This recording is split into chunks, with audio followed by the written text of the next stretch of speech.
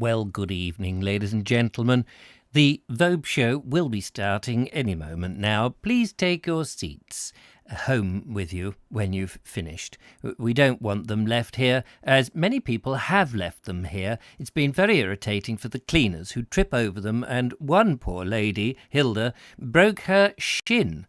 She is very upset, and she is now suing me. So I'm now destitute, as you can imagine, and probably going to have to live in a dog kennel for the rest of time. So if you could remove them, that would be good. The sofas, however, are ours, and we would like those kept. So they, you will notice, are chained to the floor. So don't even attempt to take them. Otherwise, somebody, probably Hilda, when she's back from hospital, will slap you. Thank you.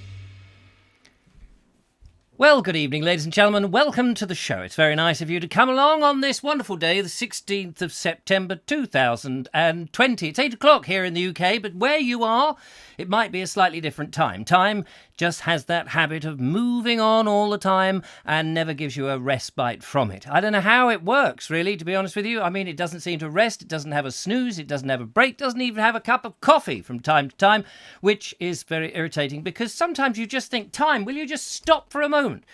Don't let me grow old too quickly. Anyway, here we are, another Vobes show. Very nice to see you. Thank you for joining me. And we have an action-packed show tonight. Well, thanks to the people sending in videos. I mean, if I just get to sit here and loll about the stage. Stage? The set.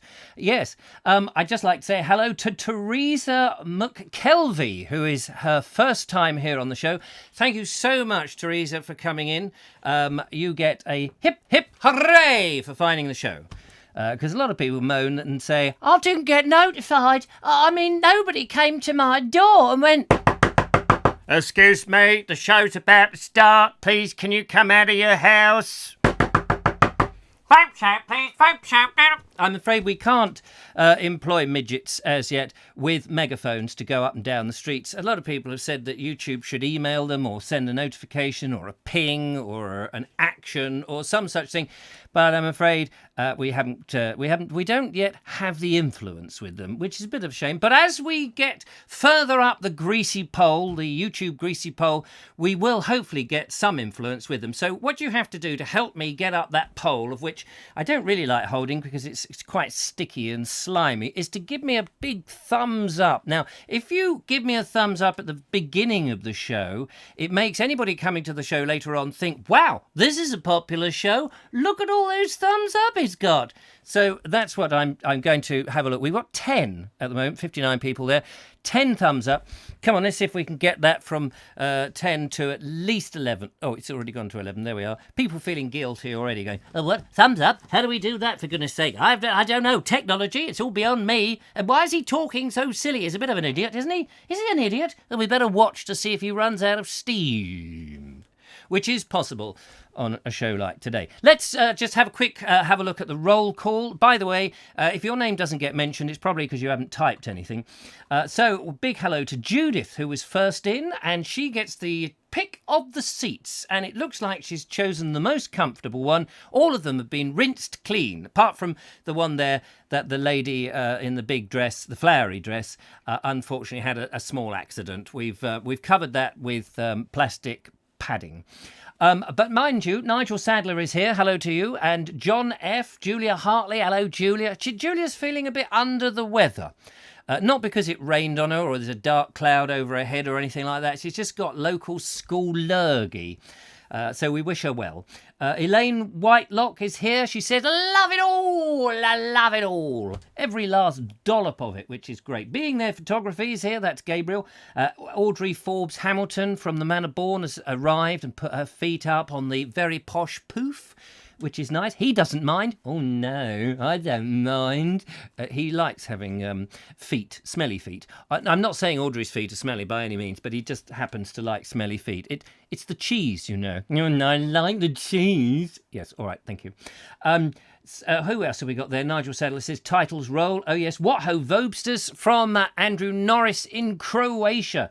Our Croatian correspondent, and Ed Loud, good evenings. Hope we are all well. So far, so good. What else we got? Kate Evans. Hello, Kate. Lovely to see you. And Teresa McKelvey, we've already said, so it's but nice to welcome you.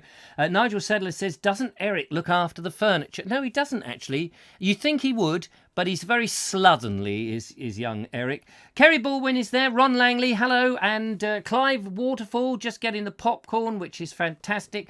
Judith is welcoming our new one. And Jackie Traynor arrived just in here to hear the moment when the announcer, who sits in a small booth over there, by the way, Terry, the announcer, he said, "We'll slap you." He's like that. He's dangerous. He is. He's an escaped convict, actually. Don't tell the police because they'll be after him. What else have we got there? Who else is there? Audrey Forbes feels like the Clangers. It is a bit like the Clangers, actually.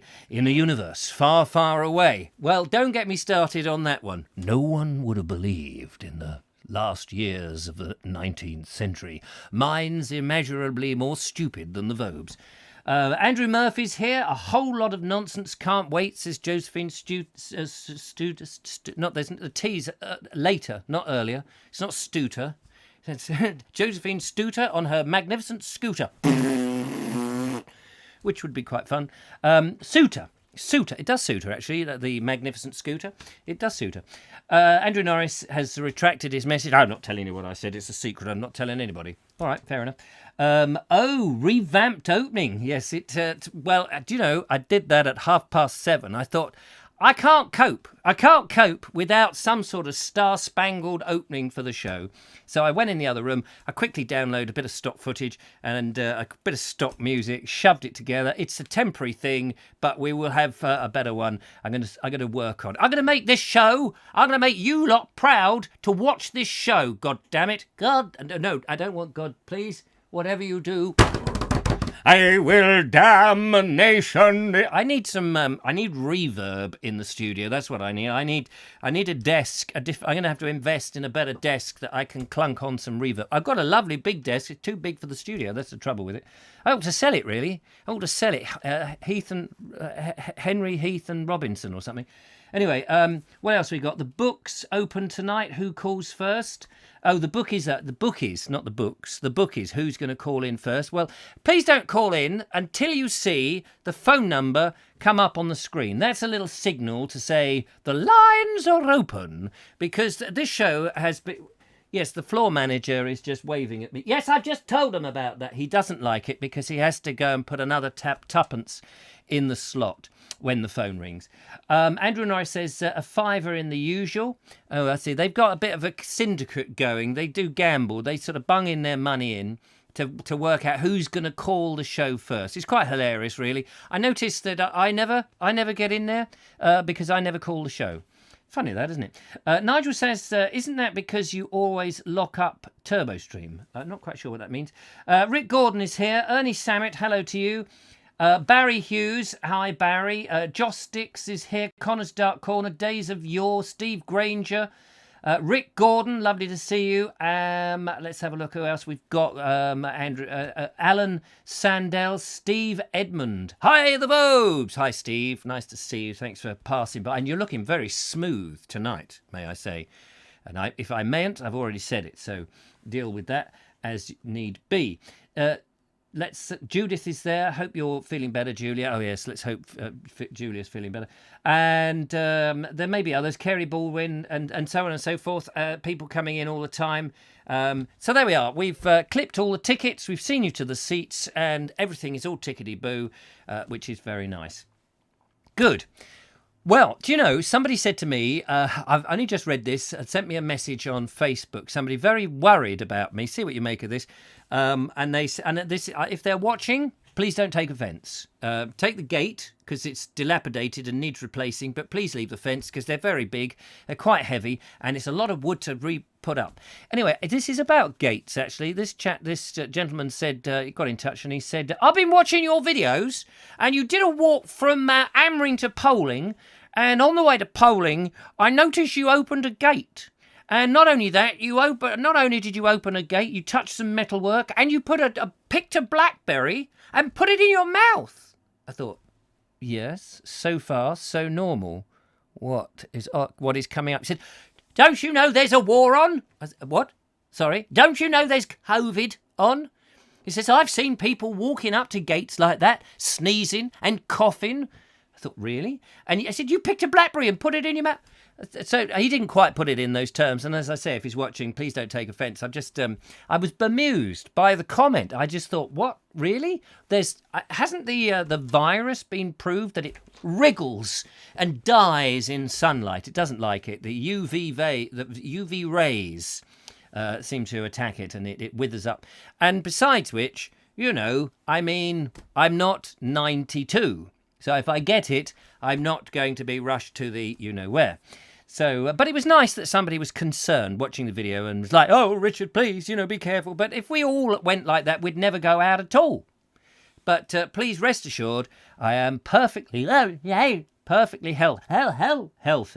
There's nothing wrong with me that a bit of mad cow's disease couldn't help.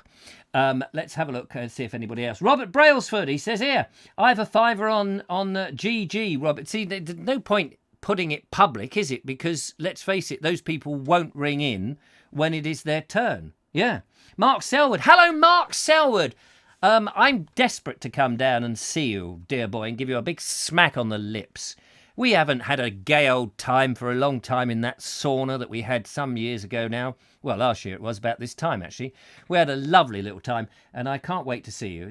He's a lovely bloke, is old Mark. Where's he gone? I saw his name a second ago. Oh, there he is. The facts speak for themselves. The COVID virus only runs up one trouser leg. That is true. And if you run fast enough, you can outrun it. Or, if you do the shake and vac, you can shake it out the other side, which is quite handy, really. So there we go. Josephine, £5 on MDM. Oh, I see. Who's going to ring in for... Who's got the most to earn from this wager that's going? Because otherwise, I might get in on it myself. I could do a bit of cash, don't you know? No, I don't know. Well, I'm telling you. So this show is built on complete and utter nonsense for those people watching for the very first time thinking... Well, I'm not sure if this is for me. Probably, if you're thinking that, probably isn't. Those people who are just most people who stay with the audience and watch this show are in that sort of bracket of, what, really? This counts as entertainment? Look at him. Look at that twit. Bald-headed, glasses, in a stupid waistcoat, mucking about. When's actually something going to happen? Well, to be honest with you, it's already happened. That was it. We've gone to the highlight, other than the wonderful videos that we've got in. Oh, look. Somebody's broken the rules and rung in before didn't I say at the beginning? I did say, look, we'll have to tell this person. Hello? Hello, Richard. It's Rowan of Murphy. Rowan of Murphy. Did you not hear me say at the beginning of the show, Andrew Murphy? I will let you off because you're a nice man. But I said, please wait until the phone message comes up at the phone number rather comes up. And then that way I know that the lines are open. You see, because the floor man, look, it's grimacing at me now. Will you stop grimacing, you ugly old... I nearly swore. How are you, Andy? Yeah, not bad. Yourself? Yeah, not bad, actually. I've been out filming with my new gimbal, trying to... Yeah, I saw that this morning. That was cracking, that was. Oh, thank you. Well, I hope it's not too cracked, because it's quite new and it was expensive, so I don't want I did notice a dust mark on the lens. Oh, do you know, I took the lens off today because I filmed again, and the marks are still there. They don't always show up, which is weird, because in another shot, I thought, well, they've gone. But I opened up, I cracked off the lens... I put it in a nice little dusty pile, And I looked at the sensor and I got my grubby old snot-ridden handkerchief and I gave it a good rub like that. And tomorrow's video will be very smeary indeed. Just like Aladdin and the genie's lamp. Yes. Unfortunately, nothing went poof. Hello, I'm the genie of the lamp. But don't ask me to go anywhere. I've got a limp. Anyway, I should have done pantomime really this year, but nobody asked me. Not surprised. So, imagine, yeah, go on. No, imagine doing a Vogue show pantomime. I would love to do a Vogue show pantomime. If we could get some of the regulars, get that Robert Croser dressed up as, I don't know, who's the nasty one in the panto? Baron Hardup. No, he's a reasonable one. The evil, wicked wizard or something. Who else could we have? Let's do our fantasy panto here with the characters. Who would you be? I don't know. Would you be Widow Twanky?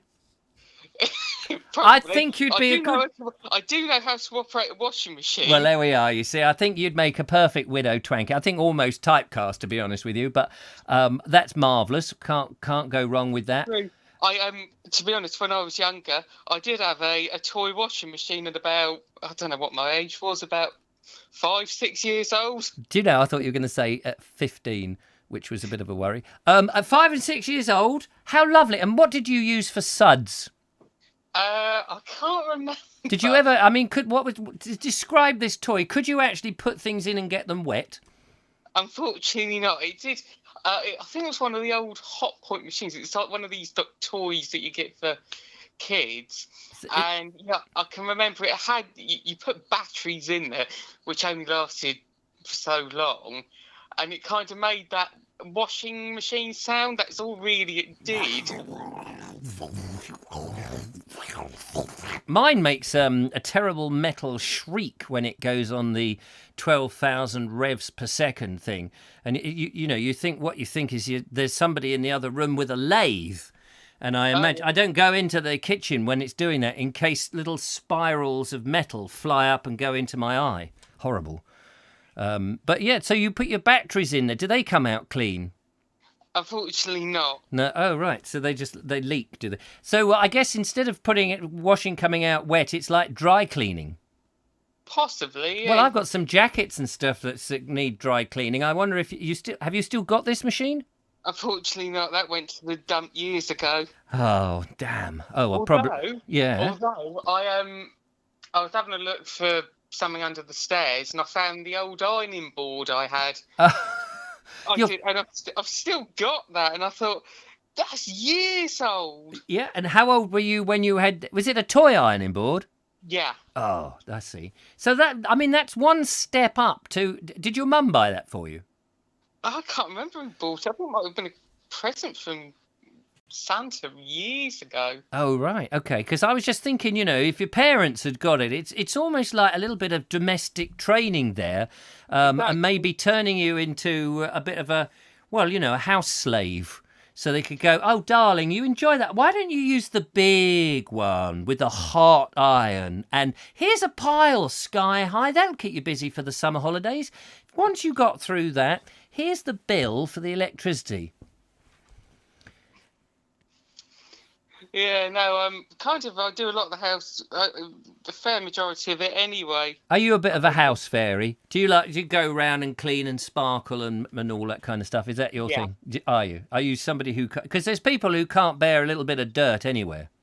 To be honest, if my room's not tidy, it does drive me up the wall. Does it? Drives you right up the wall. So what would you consider to be messy? At what point does ordinary stuff scattered about on a surface become intolerant and messy? Or are you everything must be in its place? I wouldn't say that, but it's as long as it's got some order, then it's fine. Okay. And what about washing up? Are you somebody who once they've eaten their dinner, it's like as soon as it's in the washing machine or in the bowl, probably a dishwasher or whatever, and out the way? Or are you able to leave some stuff in the kitchen sink overnight and do it in the morning? No, it's to be honest, we got a dishwasher. Oh, wow, you're very rich. Although my dad says I'm kind of like a dishwasher meister Oh, kind yeah. of thing. Yeah, it's I can be a bit like that. I can kind of organising everything. I'm famed for it. My mum says I'm famed for it. Kind of everything, organising it after she's organised it. Oh, so what, you'll organise it again? Yeah, mainly to get more stuff in there. Right. Oh, okay. You gotta you gotta make it last. You can't just put half a load in. Dishwasher tabs are expensive. You got to make them go further. As my mum would say, mess for less. What? Yeah, that's kind of a saying me and my mum have got. Mess for less? I think it was off of an old Purcell advert, I think years ago, and it just kind of stuck. Right. Oh, okay. Fair enough. How interesting. I wonder how many other people are equally... what's the word we could use for that? Equally, can't think. Come on, Vobes, hang on a minute. I'm having a mental. Where's the dictionary? Yes, stringent. There's a good word. How many other people out there in the world of the Vobosphere are stringent about cleanliness? Because I'm reasonably clean, but when I go around some people's houses, they say get out mostly. But once they got over that, they say, I look around and I think, well, okay, you're a bit more messy than me, or somebody else is, you're a bit more cleanlier than me. I sort of am in middle ground. I don't know I don't know why we're talking about it. It's all because you had a washing machine at 5. Yeah, to be honest, I'm still kind of house fed. Between me and my brother and my sister, I'm kind of the tidiest. Are you all living still in the same house? Is there 5 of you? No, my brother, he lives up in Hull. Oh, blimey, that's a hull of a way. I know. And my sister's gone back to university last week. Oh, how is that going? Was she worried about the dreaded... Ah! I don't think so. I think she's having a whale of a time at the moment. Oh, that sounds good. Back to medieval history. Yeah. Or I don't know what history she does. Well, didn't she say that she was doing a thing on medieval history and stuff? So she knows all about Black Death. So, I mean, if she's dealt with Black Death, COVID is a walk in the park, as they say in America. Yeah, she'll be fine. Yeah, she'll be fine. Oh, marvellous. Well, I'm very pleased. And we haven't got a video from you today. No, but you will have on Friday. Oh, how exciting. Can't wait. Can you... I can't... It's like you said...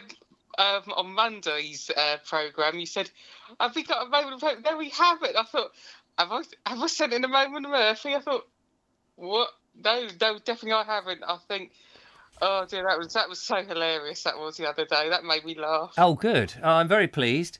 Well, hopefully we do try to make people laugh on occasion. It is a byproduct of what we do, making people laugh. Most people throw up in a bucket, of course, and then go and seek help from their doctor. But on occasion, there are a few titters, which is nice. Well, we better go and show a video. Of course. Of course. Lovely to get you. Now, I wonder if anybody had put you down, because have you noticed in the chat room, they're all having a bit of a wager about who's going to ring in first, and I don't think anybody thought it was going to be you. Oh dear, I didn't quite catch that at the start because when my streaming device has gone onto the telly, I had to reboot it because it went gaga. Oh yes, I'm afraid we did have Lady Gaga in actually for a few minutes, but actually, to be honest with you, she was dressed in a piece of lamb's meat, so I didn't quite know whether to put her in the oven, in the Essie, or in the toaster, but. Or the CD player, I suppose. Anyway, I don't know what I'm talking about. I'm just rambling as ever. Lovely to talk to you. I don't know who has. I don't know if anybody did actually suggest Andy was going to be the first one to call in. Otherwise, it looks like they'll have to wait now till Friday for the big payoff. I don't know whether they put money in a thing or whether it's house keys or something. But lovely to talk to you. It's so nice. Thank you for calling in. That's okay, Richard. Take care. Yeah, you take care. All the best. Bye. Bye. There we are. We are on a promise from Andrew Murphy that we will have a moment of Murphy in the next show. Brilliant. Can't wait. Lots of comments coming in. Love it when Andrew phones in, says Tim Williams. Hello to Tim, by the way. No, some ACD folk who keep overly clean and a tidy house. Life is too short for housework, says Kerry Baldwin. Nigel Sadler said the other thing a few moments ago. Mike Dixon says, I'm reading a book that was written by a former kitchen maid. She hated washing up in the big Victorian house in Hove. Well, I imagine they didn't have dishwashers then. Well, they had a maid, didn't they? Floating Our Boat says, what's a dishwasher and what's an ironing board? Yeah, well, yes, I can understand exactly that. I do have an ironing board in my little house, but I do not have a dishwasher. I can't see the sense of it, seeing as it would be mainly me that would stack it, me that would be paying for the water, and me that would be paying for the actual thing, but my son upstairs getting most of the use of it. And I've got hands, and I've got able to do that. It's very easy. The lovely Harriet, when I used to have a ding dong, you know, who's there? How's your father? He's all right, thanks. It's in a box on the shelf in Ashes. But anyway, when I used to see Harriet, I turned up at her house. She lives on her own. She has a dishwasher. I did say to her, "You've got a dishwasher?" I said, "Presumably you only use it when there's house parties or something." She says, "No, I use it every day." I said, "What? Every day? But it's just you. Can you not cook and just wash those items up so that you've got them?" "Oh, no. I've got a dishwasher for that." Huh. Fair enough. Whatever floats your boat, so to speak. Woo! Talking of floating our boat, going to be seeing them on Monday. Very excited. And they're in somewhere near Nantwich, I believe, at the moment. We're going to be staying in Oswestry, which isn't a million miles away. I don't think anywhere is a million miles away on the actual Earth, is it? Anyway? Don't know why they say that, but there you go. Tonight's show, we've got a series of different videos. We're going to Yorkshire, we're going to Pagan, we're going on a bike ride, we're at Bedlam even. We are at the Broadway Tower, and we're going back to the 1950s to look at some interesting stuff. So, make of that what you will. But first, Stephen Agger is going to take us up a tower in York. Hi, Richard and Vobes. Vobes is out there. Stephen Agger here. I'm in York on top of Clifford Tower.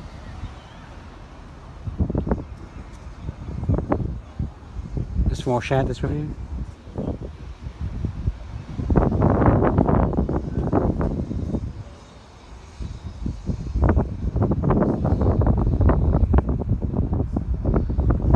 These views are amazing.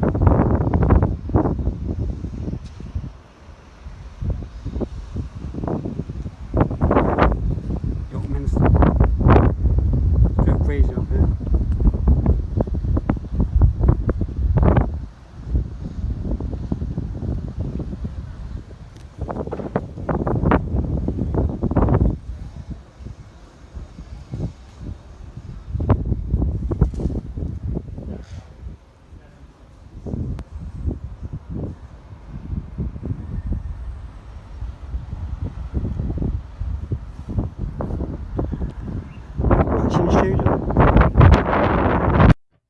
Well, how about that, ladies and gentlemen? I believe that is, as Nigel Sadler said, Clifford Tower. I don't know if that's how it's pronounced. Clifford's Tower. Stephen, love your videos, but you speak so quickly. You speak so quickly. I didn't hear it, what you said in the video. But what an amazing view up there. You're quite right. I know it was a bit windy and what have you, but fantastic views of York. This is what I love about people sending in the videos, because we get a glimpse of different parts of the world. And that's the great thing, just using the old phony-wony. You could just pull it out, do a little clip and send it to the Vobes and share it with the rest of us. And do tell us where you are. And if you can, just slow the voice down so that we all get a chance. But otherwise, brilliant. Thank you so much, Stephen. Much appreciated. That was great. Wasn't that great? That was great. Yeah, I just said it was great. So that's good. Floating Our Boat says there's a fantastic bookshop in Oswestry. I do remember a bookshop in Oswestry, and I think I've been in it, and I think you can get cups of coffee in it if I remember. If I also remember, it's in the main high street, and on the opposite side. I did a walk round Oswestry.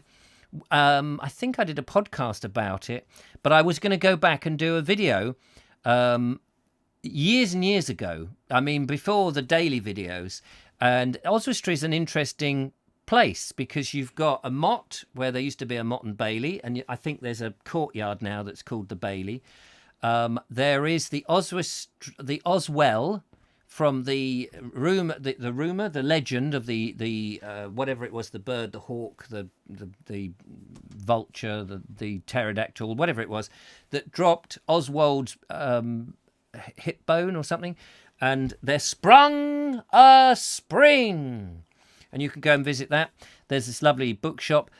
There is nearby. There's Old Oswestry, which is the Neolithic hill fort or the Bronze Age hill fort, whatever it is, which I did do a video from. I've done a walk around there on the Bald Explorer, Old Oswestry. But fantastic, interesting place. Definitely can do a video in there. So that's I don't let me go in that bookshop, however, because I'll A, never come out, and B, would have spent all the money on a stack of books. By the way, should mention, talking about stack of books and spending lots of money, Floating Our Boat have a podcast. It's a brilliant podcast, and I really think you should listen to it. To get the podcast, all you have to do is go to Floating Our Boat in something like Spotify or iTunes or Anchor FM. Just put that in, and it'll pop up, and you can listen to it. As far as I know, they've done 2, and they've done a little intro, and it's great. In the recent one, all they would talk about is this bloody bookshop and how many books they were... No, I'm only joking. They did talk about the bookshop. It was fantastic, so really enjoyed that. Phone lines are now officially open. 0793 474 6790 is the number. Got a free dishwasher from a friend, says Robert Baxter. Installed it myself, even the plumbing. Well, that is quite a clever clogs thing to do. Well done to you, Robert. I really love it. Nigel Sandler says he loves York. I've been to York twice, but both times filming corporate things and didn't see enough of it. We went to a place down one of those old roads where all the old timber frame houses, are sort of almost kissing. Absolutely loved it there. But when I was there, it was the height of the season, and I was trying to drive a car to meet the client at a place. Oh my God, it was a nightmare. Another time I stayed at the cheap hotel outside the station, and then they picked me up and didn't see the rest of York, but saw Yorkshire. So I do want to go to York. When I've got my van, all of these things are possible. And by the way, talking of the van concept, hoping to go up about second or third week in October to go and see the van and pick it up. And if I've, see it, just to finally approve it, it looks great on paper and photographs. And I've spoken to Paul, the owner. He's a very nice bloke, and he's been very genuine and honest, as far as I can tell, about it. We've agreed a price, and I'm really, really excited about getting it and going further afield on my trips. And yes, maybe all that sort of stuff going up to York. It would be great. Most of the long distance trips will probably happen next year now, because as we're getting into the autumn, but that certainly stays away and all of that. Well, I've got to. If I didn't do it and I've got this van, you lot are going to be on my tail like nobody's business. So there we are. Days of Yore says, nice video. Indeed, Robert Croser says, indeed, second home when I lived in Catterick. You had Cattericks? Poor chap. Elfwold says, Foggy Dewhurst was stationed in Oswestry. Was he? Foggy Dewhurst. I don't know who that is. Showing my ignorance there. We went there to buy clothes. Oh, yes, that's right. That's what you said in your podcast. You went to buy clothes in Oswestry and ended up with 8 books. Well, if you get hungry, you can always 8 books. Eat them. Tim Williams, my parents grew up in Oswestry. Lovely place. Loved playing on Old Oswestry and the race course. Oh, yes, forgot about the race course. Don't know too much about that. And Robert Croser again says, just a couple of years, Mark DM, decent pubs. Mike Dixon says, York is an amazing city full of history and beautiful English architecture. Absolutely. It's a must for the Bald Explorer, for sure. And live shows from York would be great. Barry Hughes says, when I took Connor's Dark Corner to Bedlam Church, today, the woman that lives near said I was the Bald Explorer. His son said she is obsessed with you. Oh. Tell him to send all his earnings, and then we'll see just how obsessed he really is. But how nice is that? How very, very lovely. On that note, we are going, funnily enough, to Bedham. Very briefly, Connor's Dark Corner has been there, and he's touched something that I've touched. Oh, I pressed that thing. Why hasn't the dump happened? Hang on a minute. Where is the dump? But let's come back into. That's the tree that Richard was pointing at.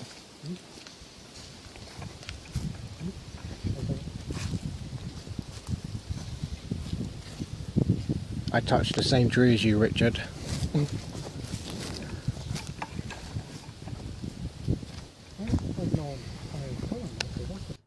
So unfortunately, now all his teeth will fall out, his hair will drop out, his ears will get clogged up, he will mince his words in a funny fashion. Now you've touched that. I touched that tree, I left my germs on there, and I'm afraid you will get a little bit of Vobes virus. Yeah, the Vobes virus, I'm afraid, Connor. You've been affected now. Worse than corona. The Vobes virus. Oh, yeah, no, it doesn't kill you or anything. It just means that you now have to watch every single thing that I make, which will drive you mad in the end. People will think it's dementia, but it'll be the Vobes virus. I'm sorry about that. Jackie Traynor says, I live 7 miles from Oswestry in Ellesmere. And Ellesmere is very nice too. Very nice. I must come up to Ellesmere and say hello. Hello, caller, to the Vobie One-Eye Kenobi Shobi. Oh, hello? Hello? Is that the wrong number? I don't know. What number were you dialing? I was looking for Ed Loud. Ed Loud? Hang on. Let me see if he's under the table. Ed, are you there? Yeah, there he is. Hello, Ed. How are you? Oh, still round and squidgy. Oh, good. Well, we don't want you to change, for goodness sake. Have you got your internet back? Oh, yeah, it's just come back on about an hour ago. Oh. According to my dear old mum, but I'm not at home at the moment. Oh. So Where are you, dare we ask? snuck around to a friend's house to steal their internet. Ah. When the internet comes back on, it sort of reminds me, you probably won't remember this, but of the days of the 70s when we used to have the electricity cuts, people used to go on strike. And the electricity board, I don't know whether they're allowed to do that anymore, but we would have candles would come out. And as kids, it was very exciting when we had an electricity cut. And the parents would be upset, but we would all get the candles on and we would sit there and in our little hovels, in our, wet nappies, waiting for something to happen. And then eventually, suddenly the lights would come on. And the television would start, the toaster would ping up a piece of toast, the dishwasher would not the dishwasher, the washing machine would resume, when I say the washing machine, I mean the twin tub, obviously, would resume its thing. What else? Whatever else was, the Hornby electric train set would start, everything would just come to life. And then it was that run round the house trying to turn everything off before there was too much electricity used and the folk went on strike again to say, blimey, they're taking a liberty at number 64. Yeah, I do remember power cuts myself. Do you? Not too many of them. They were quite novel and fun when I was a kid. So I have fond memories of power cuts. Very much the same. Used to get the candles out and, just sit in the dark. And me and my granddad would play rummy and drafts and all that kind of stuff. It was a great way of keeping the social aspect was because you'd get this. The lights would go out, and then there would be this expletive from somewhere in the house, a sort of ruffling noise, and then a bang, ouch! As people were, because it was in the evening, wasn't it? And then then a tumble down the stairs, and then for goodness, and then a sort of into the garage, and another sort of rustling as things were being thrown about, and then eventually the tiniest nub of a tallow candle would come out, and then it was like, anybody got any matches? Well, none of us smoked. Yeah. It's like, well, there must be a match in the house somewhere. Wait a minute, cross out into the street. Hello, Mr. Jesty. Have you got a match? It's like everyone was in the same bed. No, I've just used the last one on my own candle. Well, could I get a light from your candle? No, sorry, mate. No, I had a throwback to that quite recently when my ceiling was being fixed in the kitchen. If long-term viewers might remember my ceiling in the kitchen collapsed. Oh, and how awful. They had to switch our power off just for a few hours while they, rewired a few bits and pieces. And my friend Rachel was visiting at the time, and she was sort of getting a bit annoyed, like, what we're going to do, my phone's nearly out of power as well, so I can't even sort of listen to music on that. And I was like, have no fear, Grandad will rescue me. Went and got his old wind-up gramophone, listened to Nat King Cole. Got through nearly the whole album. Really? Oh, how lovely is that? That thing hadn't been used in years, but it was sitting there in the old coal cupboard. Just went under. You like crooning, don't you? I don't mind a bit of crooning. Give us a couple of bars of Nat King Cole, a song sung by Nat King Cole. The only one I know all the words to is "Unforgettable, that's what you are, and forevermore, no near or far." That's about the only one I know all the words to. Isn't that funny? That's the one you know the words to is the Unforgettable. Exactly. The irony in there. Oh dear, yeah. Poor old you, and you'll because you live in flats, don't you? Yeah. So the guy above you, they must have been a bit upset with their floor having sort of disappeared, and hanging on to bits of furniture, going, "Oh my God, I can see right down into your kitchen." Their floor was more or less sound. It was It wasn't a sort of structural problem. It was just all the plaster and everything all collapsed because the washing machine leaked. I think it was a pipe attached to the washing machine, but whatever it was, it made my ceiling jolly wet. And about an hour later, it all started crumbling, and it looked worse than it was. Thankfully, there was no asbestos or anything dangerous up there. Just big lumps of plaster, and I don't know these. Ceiling-y things. I don't know. We need Kevin. He'll know what they are. Absolutely. Floating Our Boat says power cuts were great for the kids and for Monopoly sales. Absolutely. Yes, definitely. I think a little power cut now and then isn't the end of the world. It was quite a joyful experience as a kid, but it seems I might be right on the edge of that generation. It seems my brother's generation, sort of 5 years younger than me, they sort of... They can barely cope without their phones, without their internet connections, without all this kind of stuff. I know. I mean, for them, a power cut would be, the difference between a power cut and an internet cut or Wi-Fi cut. The Wi-Fi cut would be deeper for them, wouldn't it not? Yes, definitely. I've quite enjoyed my time without the internet. It's took a bit of pressure off my shoulders. I had all sorts of things that were getting done via the internet, and I didn't have an excuse to get out of them. So it was quite refreshing not to have to. The only thing I did miss was a doctor's appointment. I was supposed to just have a checkup with my GP and just a quick brief chat, you know, but nothing important, so I wasn't too upset, thankfully. And they couldn't do that by telephone, I suppose. Yeah, apparently they can. Just because it's a technology that people forget that we actually have had around since the whenever the telephone was invented, 20s or something. Ernie Samat says he remembers the power cuts. He says, "Me too, Richard. My sister and I love the power cuts, especially around the autumn winter. Candles galore." Absolutely. Street lights went out also, says Graham Cass. Yeah, because the street lights, that's right, because everything was. It was like one of those big motion picture films where you see in America the grid and so like. The last few power cuts I've had that were like proper power cuts, not where they've sort of switched it off because they're working on the ceiling, but proper power cuts. Yeah.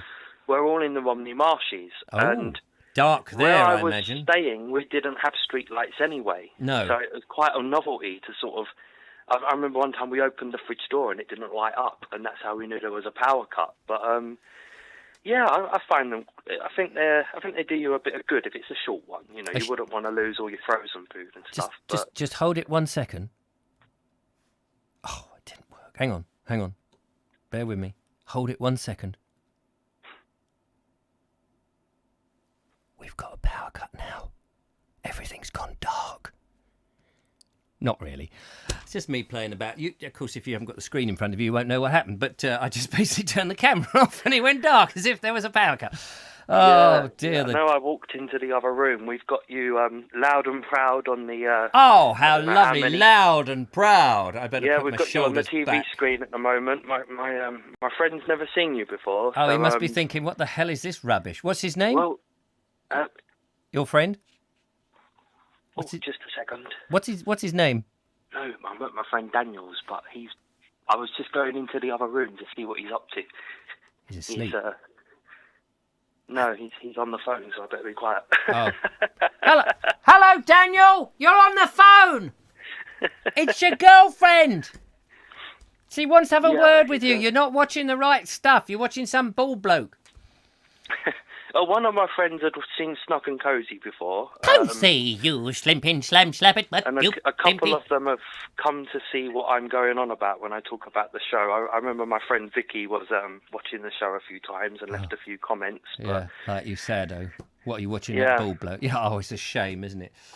Oh dear. Anyway, I better let you get on with the show. Yeah, lovely to talk for you. It's lovely to talk to you, indeed, Ed. Never mind. And do call in again, and good luck with the internet. Let's hope it stays stable. Yeah, just before I go to the main reason I phoned is just to say thank you, because I am watching all the content. It's usually a bit late, I pop in for 10 minutes just to say hello, but I do normally have to go, but I have been watching all the content and it's all been great. So you're a star. Good work. Thank you. No, my Take pleasure. care. You look after yourself. Bye. Bye-bye. There we go. The wonderful Ed Loud, whose mate Daniel is on the... Get off the phone, Daniel. Watch the... I don't need those on. Get off the phone. I don't know, these people, young people, they're just, on the phone all day and all night. Lovely Julia says, I love power cuts. Nigel Sandler says, I remember in the 1970s, the power supply was 4 hours on, 4 hours off for weeks on end during the 3-day week. Well, I don't remember it quite as anally as that. I was just a kid going, oh, I want to edit. I can't get my little viewer. We used to edit with a sort of Super 8 thing. How interesting. Was it really 4 hours on and 4 hours off?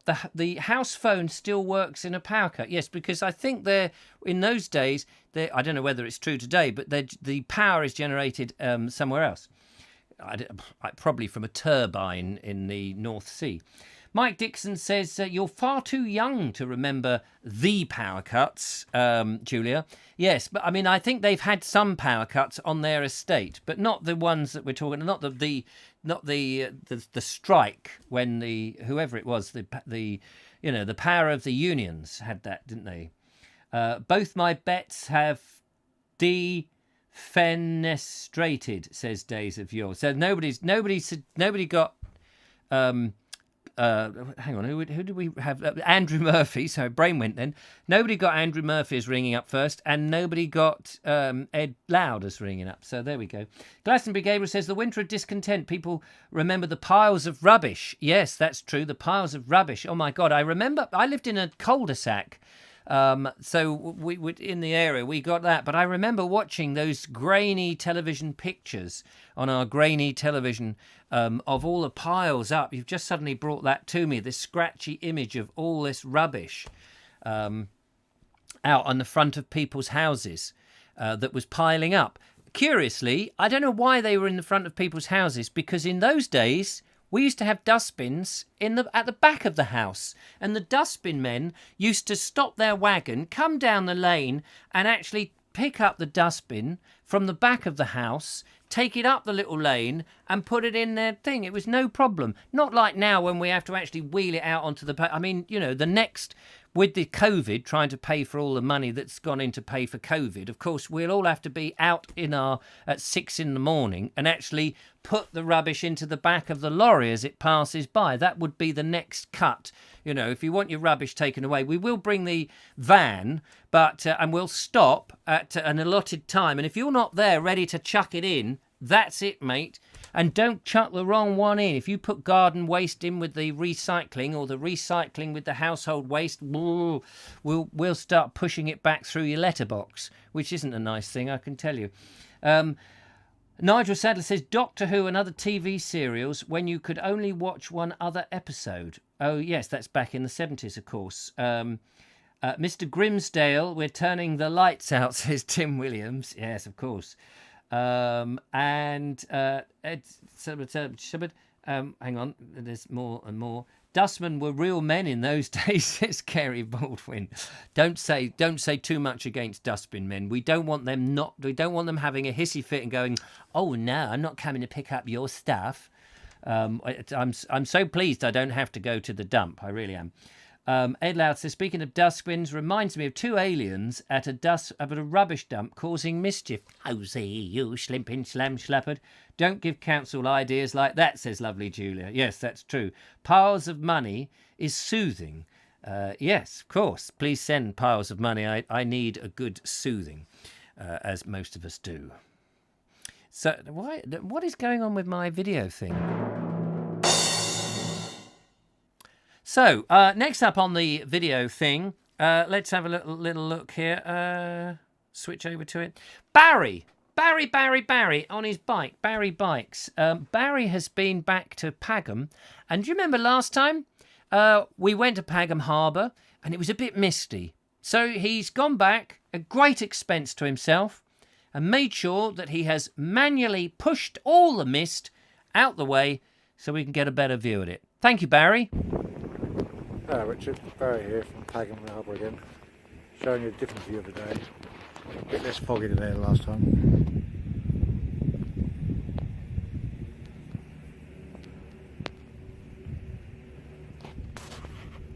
As you can see, quite a big site.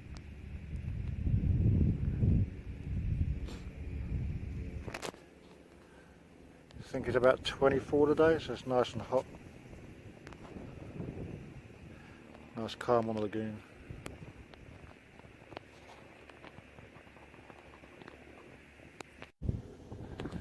Oh Richard, this is the other side of the Pagan Harbour. This is the nature reserve part of the lagoon. As you can see, tides out. A lovely day.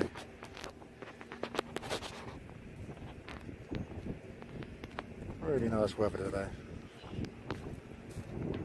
Thank you. Goodbye. Nice studio. There we go. Thank you so much, Barry, for making that trip specially just for us to get back to the Pagan Harbour. I mean, an arduous journey, I'm sure, from where you are. And I've just read, actually, that you go there every day because you work there. So that's great. And how lovely. That was a lovely day with the blue of the harbour and all that. Made me think, oh, I must go back. I did a thing fairly recently there when they were trying to save some of the land, and we looked at some of the birds there. But a walk around the harbour, I did one about 2 years ago, but not I think you could just keep going back and back, couldn't you? And gazing at Pagan Harbour. It's such a lovely place.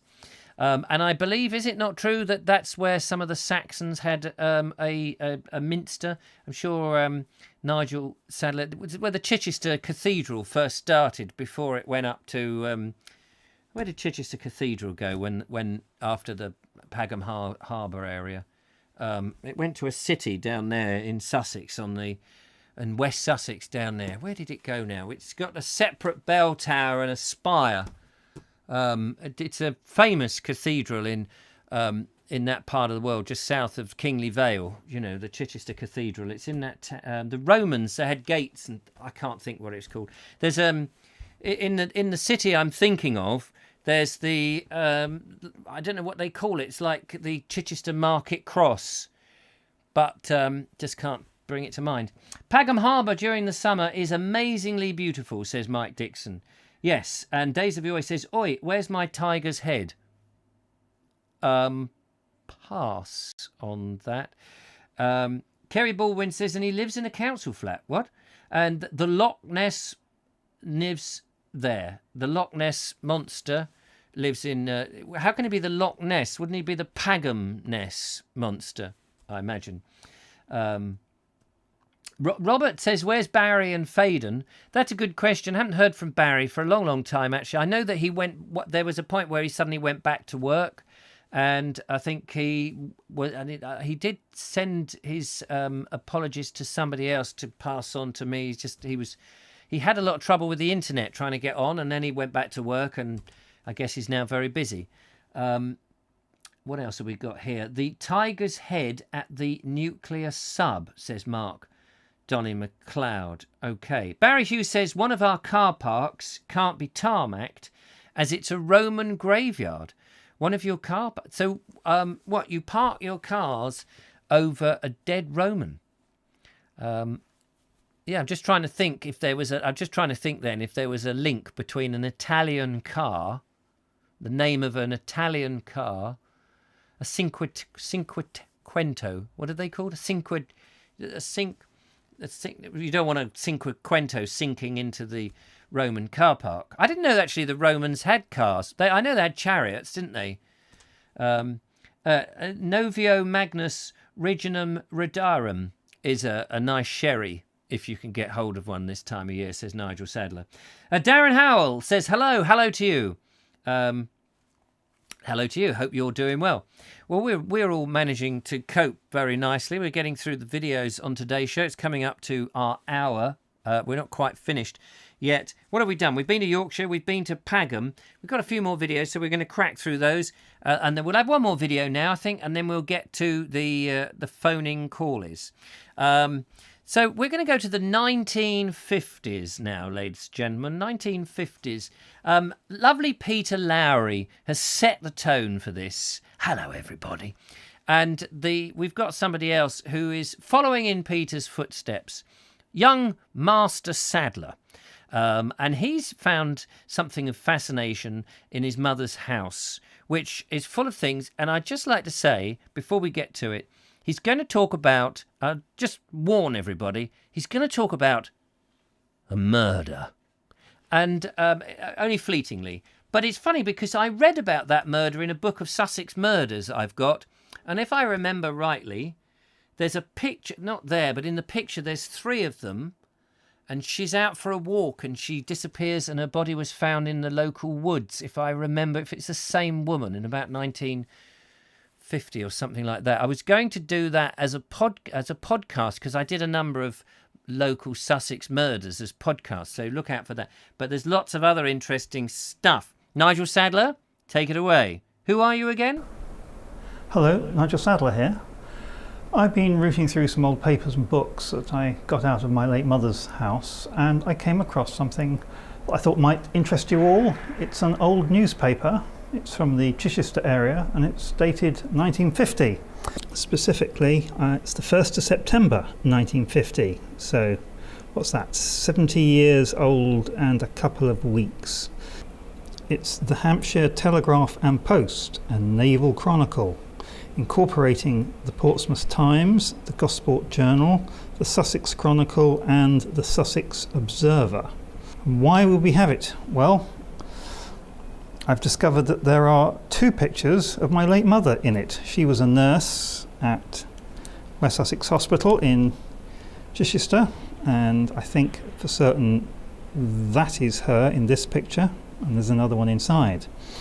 But let's look at the front cover first of all. Well, there's this rather jolly chap who looks rather like to me as if he could be a member of an old BBC television car show. Mr. Jeremy Clarkson, in fact.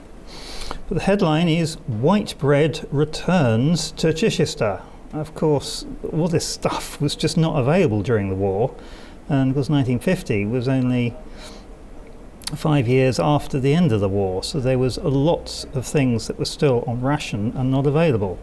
So there's a lengthy article all on the quality and the availability of the bread. There's an interesting murder case which you can find on the web because it was quite intriguing about a murder in Arundel. This is quite intriguing given the times. Polio, blank week locally.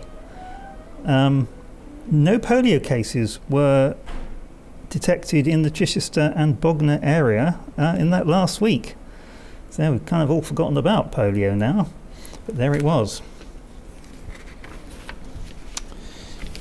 Turning the page, we've got an article on the Korean War and the battle for peace.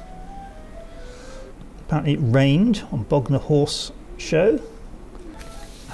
Halifax Building Society advert. Next page. CNA. Who remembers CNA? Look at that, the old logo. Checks for autumn. There we are, ladies. The new fashions for the autumn of 1950. Look at those prices. Check rayon taffeta, 47 and 6. So that would be £2 7 and 6 or £2.35 now in new money. It's the Wyke Association Fete and the Nurses Reunion. There's some nice jolly people at the Fete. A local tug of war, a wedding, and the second picture featuring my mother. Where is she? There she is there. That's my mum. No shortage of farm pupils today. So it seems to be on young people helping to work on farms. There seems to be plenty of opportunities for that. Small holdings. Death of a great agriculturist. The plough must not be idle. Plenty of things here Richard would like, all about farming and the quality of work that needs to be done and keeping the soil in good condition. Oh, agricultural machinery there, your Dunlop tyres. Get a motor scythe there. Something Andrew Norris would like, from good old Hayter and Sons, who are still going, making excellent grass cutting equipment today. Various other articles. Oh, the cinema, what was on? The Egg and I at the Orion Cinema, One Way Street and Pride of Kentucky. Well, I found that intriguing. I hope you did as well. I'll see if I can find something else. Bye.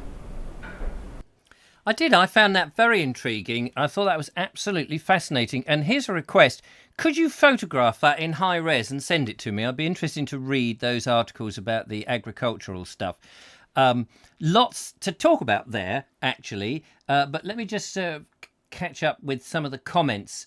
Floating Our Boat says, interesting first sentence about the bread, calling white bread the real bread for years.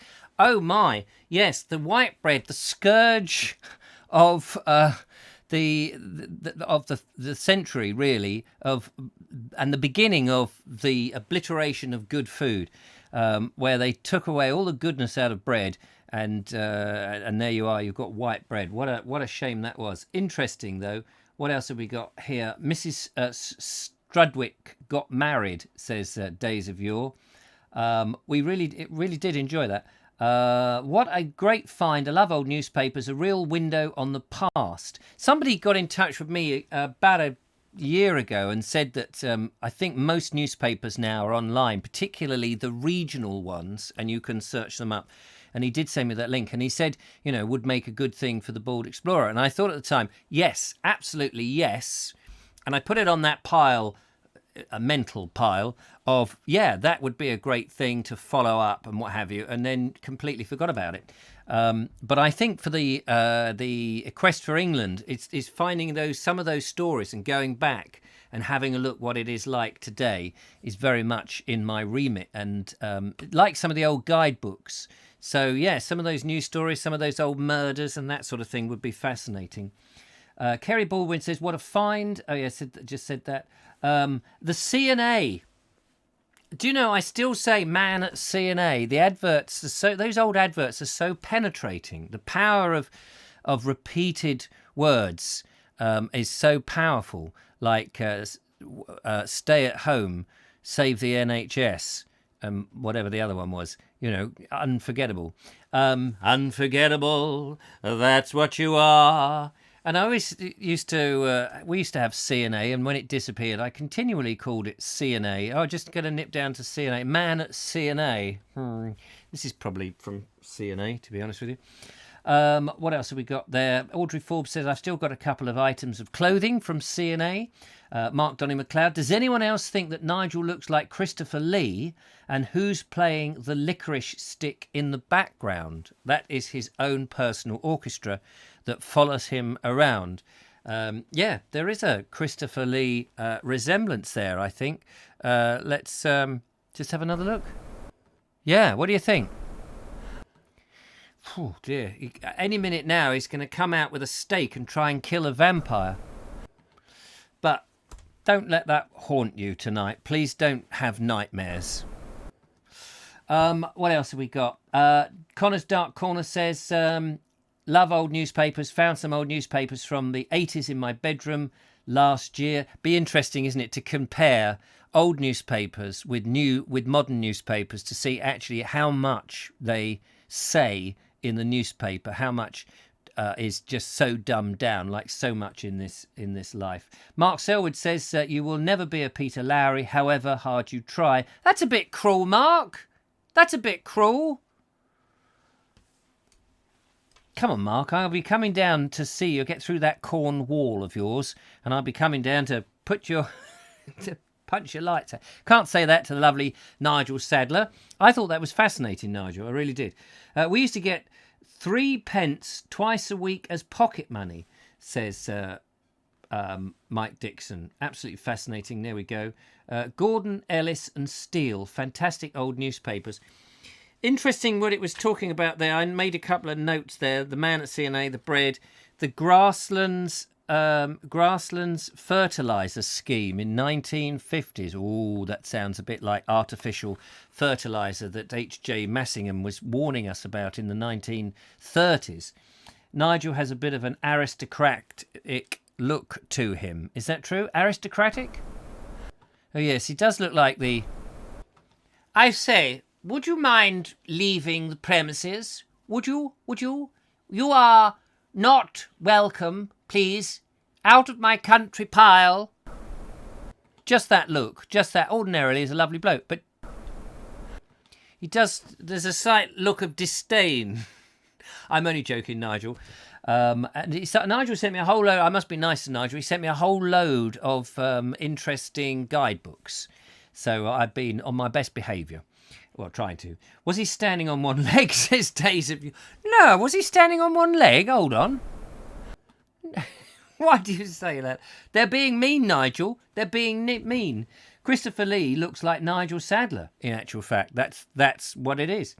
Nigel has a bit of an aristocratic look. There we go. Nigel Sermon Sabler. Sabler? I don't know where that came from. Great video. Anyway, we loved it. We loved it. Fantastic. And I will commission you, with no money, to do another one, please. And interesting to see your mum being in the paper. How lovely is that? It's not him, says Daisy. Oh, it's Ian Anderson. Stop being mean to poor Nigel, says Andrew. Yes, stop being mean to him. Well, Mark Sadler started it off. I don't know. Not from Cornwall Canal, Richard. Cano. What is it? Mousel, Richard. Mousel.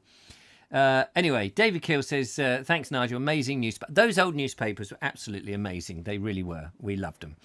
Right, okay. So we've had Stephen Agger. We've had Connor's Dark Corner. It was short, but well worth it. Barry has been up. We have now got we've got part 2 of our Broadway Tower coming up, starting with a Chinook. But before that, we're taking to the air with a bit of Glastonbury Gabriel.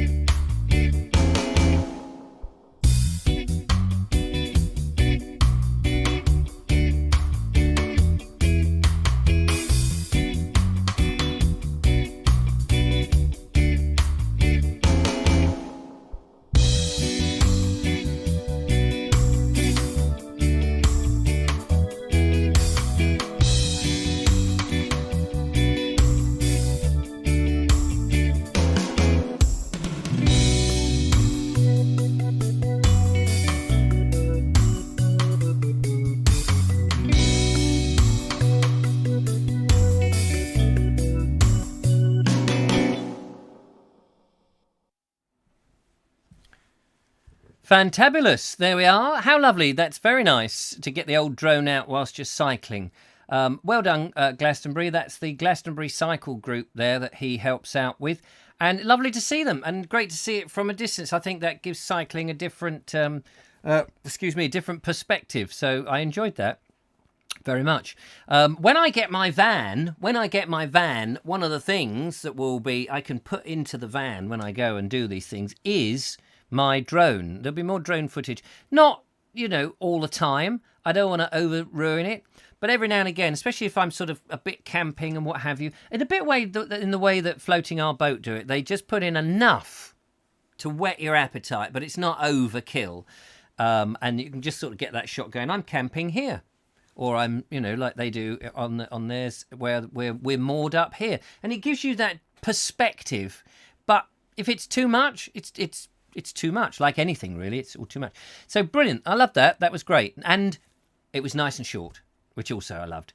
Thank you so much. That's Glastonbury Gabriel. We've got one more. We've got Adrian, and we've got the The Broadway Tower with a Chinook at the start, which is bonus footage coming up. But before that, if anybody wants to give us a quick tinkle on the old blower, you'd be very welcome. Just before we go to our last video, there's the number, 07934746790. Be nice to have a quick chat. Nigel Sadler says, I've just worked out that as my mum would have been 90 in 2020, she must have been 20 in 1950. It's amazing how mathematics can help you work those sort of things out. Yeah, wow, how about that? That is amazing. Josephine Suter says, don't drone on. No, all right, I would try not to. Mark Selwitz says, nice video. Glasto, which is short for Glastonbury. You might have worked that out for yourself. So nice video, great music, brilliant Gabriel, and not just your shirt. Yes, very loud. Nobody could miss young Glastonbury Gabriel on his bike, which would be good. And I'm very much looking forward to coming to see him in my new van. Probably when I've got the van, Gabriel, I will be coming, hurtling your way in my van. Audrey says, is that from round the corner? I'm not quite sure what that means, but I'm going to have a quick slurp of coffee.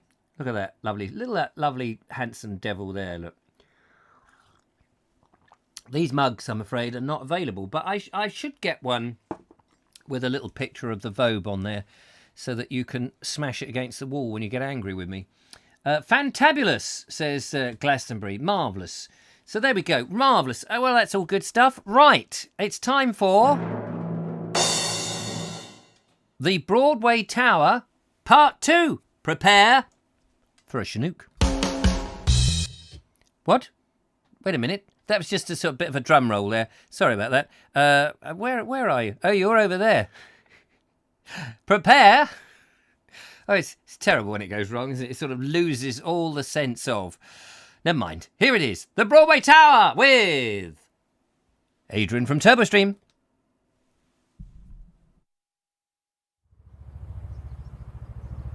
Well, there we go. That's his Broadway Tower. Ooh.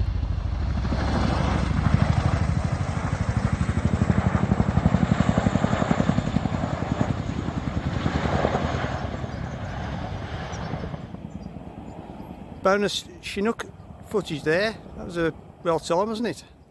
Anyway, this is Broadway Tower, right at the top of the Cotswolds. So it's quite busy today. I think the queue is for people. You can buy tickets and you actually go inside. It's a folly, from what I gather. I'm not sure the origins of it, but they certainly charge you a few quid to go up, and you can go right to the top. Right, we're going to go through that gate and we'll have a bit more of a closer look if we can. Well, this is probably the best view of Broadway Tower. I've had some good photographs over the years. In fact, I'll put some of those on screen while I'm talking. Yes, it's a folly, and it's set nicely in the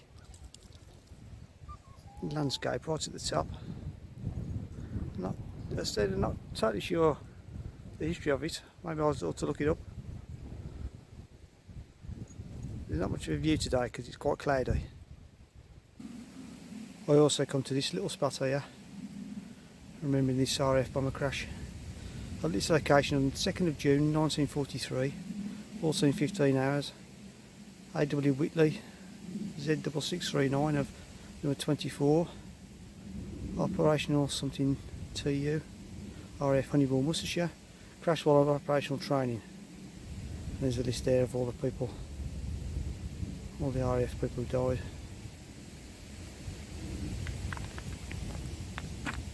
There's also some flowers there to remember them by. This is another good view. But it's now started to rain. So I'll call it quits on this video.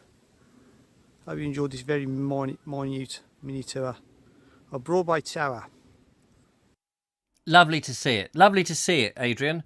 And thank you very much for sending that in. And some stunning photographs. We must see some more of your stunning photographs. That was great. I love that black and white one with the wide screen. It just was very, very interesting. And it seems to be on some sort of... is that an Iron Age hill fort or a Neolithic something or other on the top, which they've built the folly on top of? There was some earthworks there. I can't imagine that they did the earthworks themselves when they built the tower in, the late 18th century, looked like, possibly, or early 19th, something like that. Beautiful, beautiful. Bit like, in a way, Leith Hill, only a bit more... and actually, like the one... I can't remember what it's called. The one on at Arundel. We have a call. Panic not, ladies and gentlemen. Let's find out who it is. Hello, caller. Welcome to the show.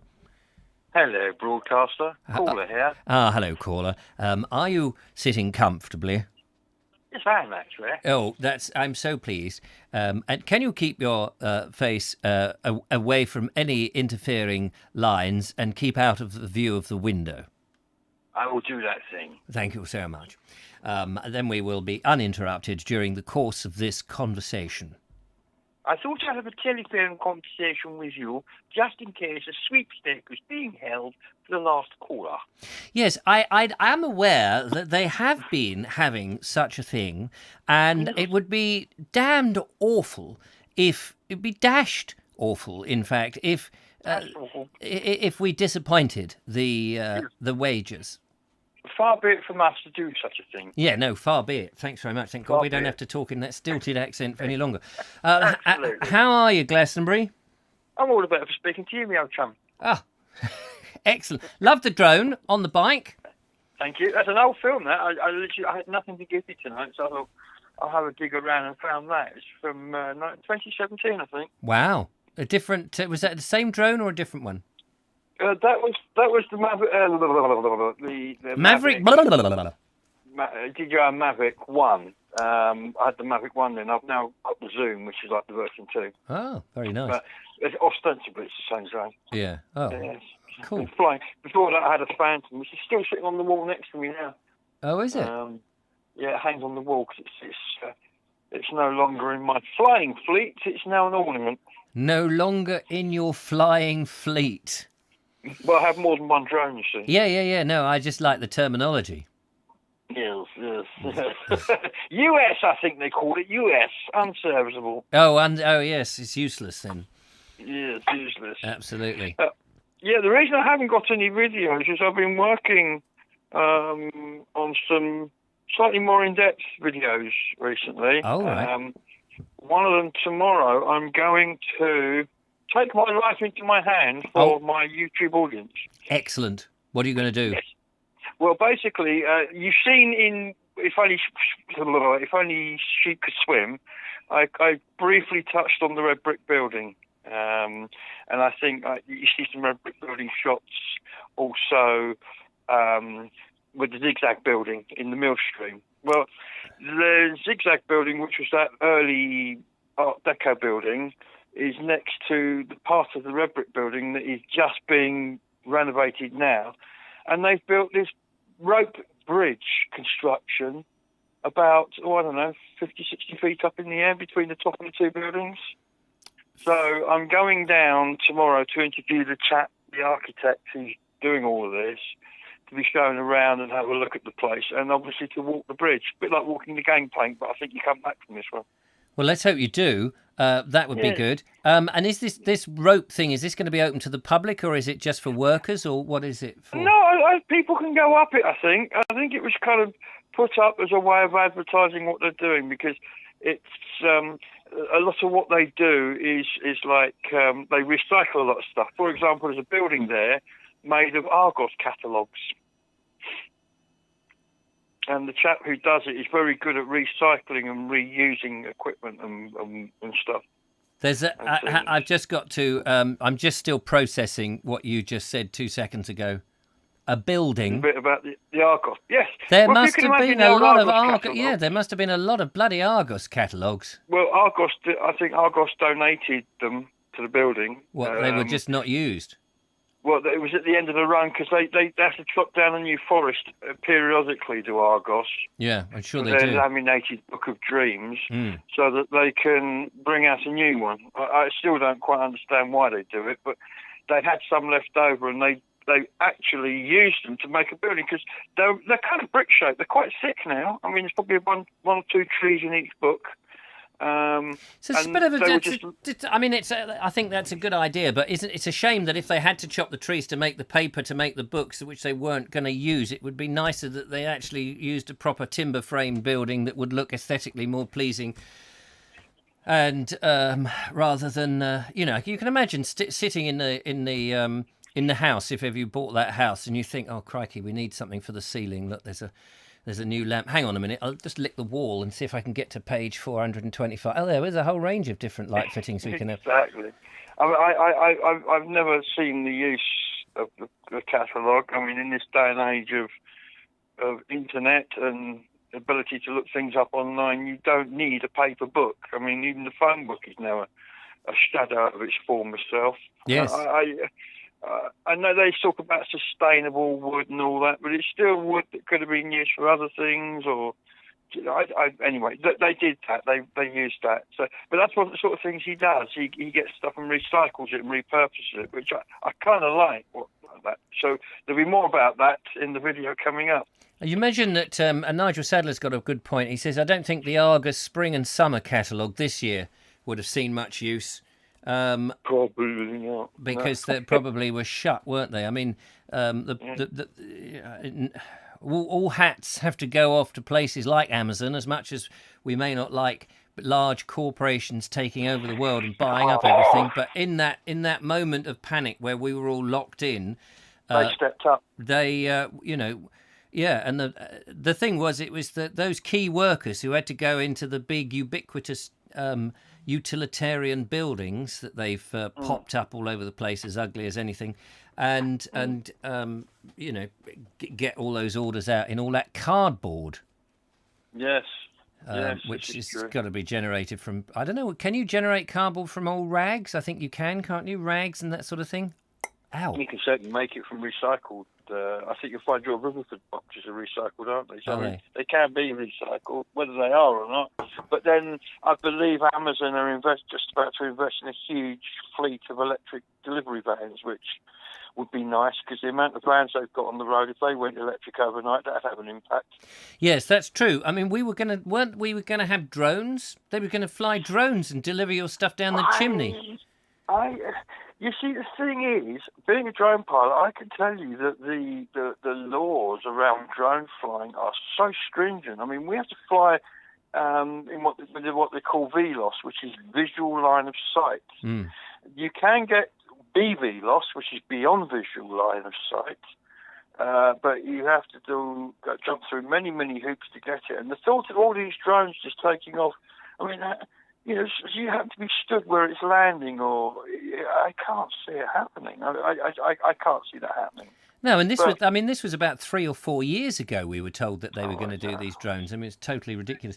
Days of Yore says you can print cardboard on a 3D printer. You probably can. What is that, a plastic cardboard? I don't know, but I guess if it's made of something that is like a liquid form that can set, or is made, heat turns it into. I don't know. I don't know much about 3D printing. But I was, as I say, I had my camera up a tree the other day. As you do. And I met this chap who's going to take me around and show me some trees. Is that what the in bloke? The Abbey. Is that the bloke who you sent us part 1 on? No, this is a different bloke. Oh, okay, different bloke. Basically, if I can just find it quickly, he sent me an email to tell me what trees we're going to be looking at. Oh. It means nothing to me. If I can find it, is it in here? Here we go. Here we go. Stand by, ladies and gentlemen. Trees, which Glastonbury is going to see coming up. Well, a Tilia lime tree. A lime tree? A Tilia one, yeah. Oh, what one? Coelruteria golden rain tree. That sounds like something. Yeah, that sounds like a native, doesn't it? There. That does sound like a native tree, that one. No, that's golden showers I'm thinking of, isn't it? Then there's a tulip tree. Oh, yeah, tulip tree. We've got a tulip. There's a tulip tree outside Morrison's here. Ah. And ginkgo biloba maidenhair tree. So I know nothing about any of those, but... You just made that last one up, didn't you? No, I've just read them out. Apparently they are very interesting trees, so I don't know. Say the last one again. Hang on, I'll read it. I can't... ginkgo biloba maidenhair tree. I don't know. I only know 2 trees, the ones you told me, 3, including a cedar. Kinky golden hair below maidenhead tree, did you say? I think so, yes. Yeah, yes. okay. Probably, known it's colloquial terms of pube tree, probably. Pube? Pube tree, yes. Yeah, no, lime trees have pubes. That's how you know it's a lime tree, because at the bottom they send out a mass of what effectively can only be described as pubes that come out like that. And that is one way. It's in a video of mine, and apparently people have almost swallowed their tea the wrong way when I said, "Oh, look, that looks like pubes coming out of that tree." And the other thing is, when I was at work the other day, a bloke came in on his recumbent tricycle who happens to be kind of one of the guides at Wells Cathedral. He's high up in the cathedral somewhere. And he's in the bell tower, is he? Is he in the bell? He's high up in the cathedral. I see what you're doing there. He's going to give me a personal guided tour around the cathedral of Wells Cathedral. Oh, how amazing is that? And he said, "You want the one that the public get to see, or would you like to see the more unusual stuff?" So you said the public one, please. I don't want the unusual and interesting. Public one, yeah. I don't know unusual. No interesting unusual. No. And they do a high-level tour where you get to go up the tower and all those sort of galleys at the top. And he said when that reopens, I can do that one as well. So there'll be a couple of videos coming from Wells Cathedral, because that one you did on Gloucester, that is what an amazing cathedral Gloucester is. That mix of early Norman and later High Gothic, it's stunning. When you get up the top end with all that glass. But the other is all that sort of dark Norman heavy arches and big pillars. What a fantastic place that is. Yeah, absolutely. No, they are. I mean, videos, those sort of places, videos really just can't touch it. You can do your best and you can look at it, and after a few minutes you go, yeah, it's amazing. But when you're there, if the video can only whet your appetite and get people to go there, and then when you're there, you go, oh my God, when did they do this? And you sort of know, wasn't recently, because we don't build anything like that. We don't have the skill or the craftsmanship, and if we did, it would all be computer generated, because we could never do it. People aren't trained in the way that they once were, which is a huge pity. But it is a shame. But they may have all been French anyway, because these Normans and what have you. Well, you can forgive them that. Well, we can forgive them that. You are not wrong there, says Nigel Sadler. There we go. Argus catalogues to be phased out January 21st. They have printed 1 billion of them. There you go. I mean, how many acres of woodland has given the ghost up? I mean, 1 billion would probably be the equivalent to the fourth suspension bridge. You could probably get, build that out of them. It's amazing, isn't it? And the irony is, probably, I'd say a large portion of the people who have those catalogues just look at the pictures, but they're incapable of reading them, I'd imagine. Yeah. Most of the people go in Argos. Well, they're not encouraged to write more than you can with a stubby little pen. You don't get much ink. Bill Bailey refers to it as the laminated book of dreams. Oh, well. I think he's bang on. It is, yeah, for a lot of people. Listen, going to have to end the show. It's 9:30. Yeah, I'm going to bugger off.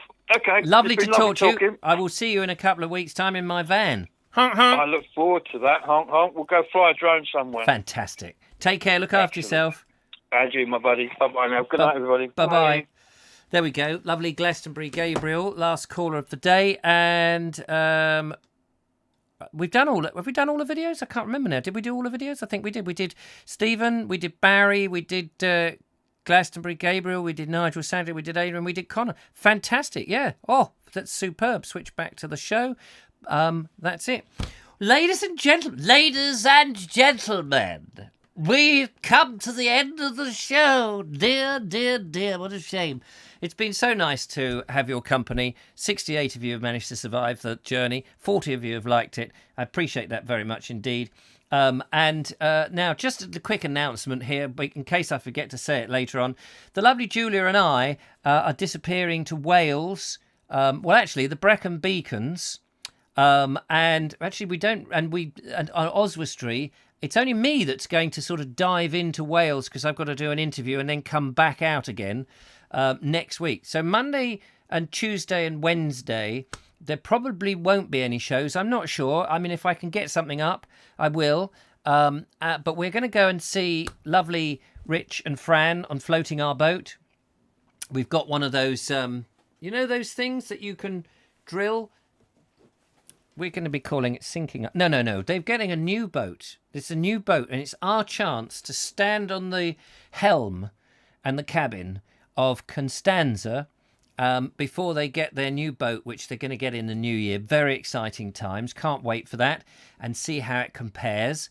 And also, don't forget, they've got a podcast out. Do check their podcast. Fascinating life of people who are living the dream. And I'm running up behind, trying to get my van to also live the dream as such. Anyway, thank you so much. Been lovely to talk to you and see you. Take care, look after yourselves. And until next time, this is the Vobie One-Eyed Kenobi saying good night. Bye-bye for now.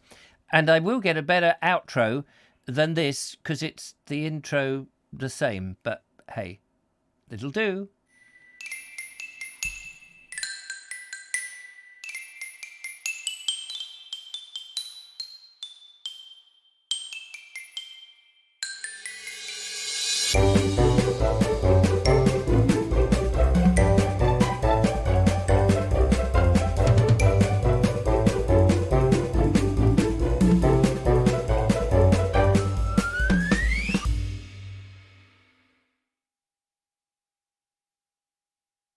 Thank you very much, ladies and gentlemen. If you'd like to make your way out the nearest exit, that would be rather good. Please take all the chewing gum that some of you have put on the floor. I have warned you about this before.